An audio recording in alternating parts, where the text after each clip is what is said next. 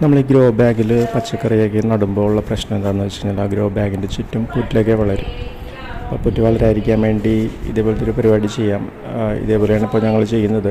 ഈ പ്ലാസ്റ്റിക്കിൻ്റെ ഷീറ്റ് ഉണ്ടല്ലോ, അത് ആ ഒരു ഡയമീറ്ററിൽ കട്ട് ചെയ്തിട്ട് കണ്ടോ ഇതേപോലെ വെച്ച് കൊടുത്താൽ മതി. അപ്പോൾ എന്താ ഗുണമെന്ന് വെച്ച് കഴിഞ്ഞാൽ പുല്ല് വളരില്ല. രണ്ട് ഹാഫായിട്ട് വെച്ച് കൊടുത്തു കഴിഞ്ഞ് കഴിഞ്ഞാൽ വെള്ളവും ഇറങ്ങിക്കോളും, എന്നാൽ അതിൻ്റെ അടിയിൽ പുല്ല് വളരെയില്ല.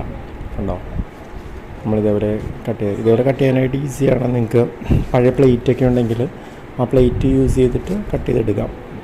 ബ്ലേഡ് ഉപയോഗിച്ചിട്ട് കട്ട് ചെയ്തെടുക്കാം. ഇങ്ങനെ വെച്ചാൽ മതി. കണ്ടോ, ഇതിപ്പോൾ ഇങ്ങനെ വെച്ചിരിക്കുന്നതാണ് ഈ കാണുന്നത്.